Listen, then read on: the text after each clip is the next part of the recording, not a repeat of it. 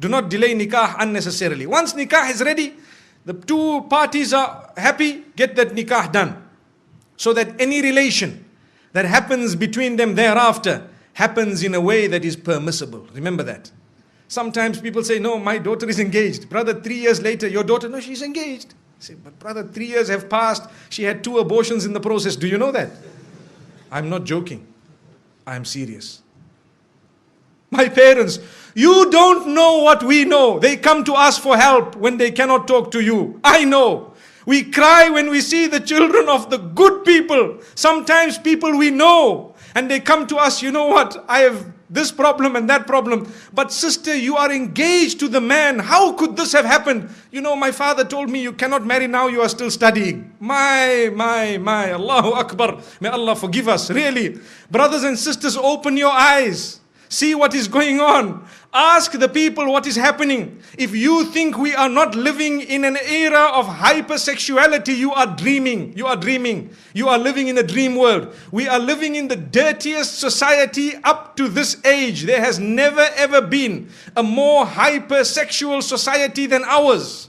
Believe me, everything out there is about sex. And I'm saying this because I have to fulfill my duty as a scholar of Islam, to explain to the people what is going on out there and how we are heading in the wrong direction because we are living with blinkers. We don't even know what's happening. Ask your children in the universities what's going on. If you have a good link with them, they will inform you. Ask them. Tell them what is happening, or ask what is happening in the malls or in the shopping centers or at the workplace. You know, you can be the best and the most pious. Yes, if Allah has granted you protection, you will always be protected. May Allah grant us goodness. There are people amongst us, and I'd like to hope that the bulk of us seated here, pure, good people by the will of Allah, you know how difficult it is to remain on that path. You know how easy it is to sin. Today it is easier to sin than it is to abstain from it. Allahu Akbar. It is easier to abandon your hijab than it is to don it. It is easier to leave your salah than it is to fulfill it.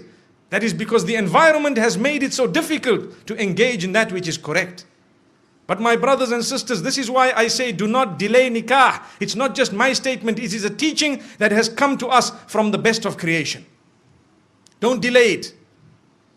And at the same time, do not make it difficult in any way. We already spoke about the mahar, the dowry, or whatever else it is. Either way, don't be too demanding. And do not become a person who really makes it tough on their sons and daughters to get married. Because in that particular case, we will be held accountable in the eyes of Allah subhanahu wa ta'ala. Why is it that you as a parent did this to your own daughter? You doomed her, you punished her. And this is what you did to your son. You made him, you really made him leave the deen in totality. It brings me to one example, living example, where there was a young boy whose father was being so tough with him that, listen to this, he wanted to marry someone who was ready to revert.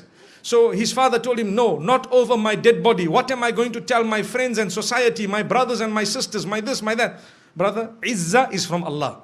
Your status is from Allah. If you had embraced this, it was going to be much better. So you can explain to your friends and your family, look, you know, I tried my best, but today's society, you know, sometimes the children are doing their own thing and we have to try our best, saddidu wa qaribu, to make the most of what it is and to guide them as best as possible. And, you know, we will see how best they can manage. But instead of that, this father chose to say, over my dead body. So what did the son do? He asked for help from some of the scholars and so on. And sometimes there is a limited amount of help you could actually offer, because if a man is being stubborn, you cannot really win. So after some time, he converted and left the fold of Islam and gone. Why? Because to him, the child was lost. And the father is still proud of his action. I don't mind if he became a non-Muslim, but at least nothing happened against my will. And he told his family members, you know, your children, if they want to do the same thing, you should also engage in this type of thing. How? The woman was ready. So I had an opportunity to address this young boy. And when I spoke to him, he told me something that is really a question of the age. When I say question of the age, I mean sometimes the mind starts asking these questions. He said, you know, this woman is such a good woman that I married. She has so many good characters and conduct. She told me I'm ready to do anything. You know, I explained to her about the little I know about Islam and she was ready. And then what happened is, when my father and my parents said no and everybody disagreed and they, you know, the mother, he says my mother didn't really mind, but she has to follow what my father says.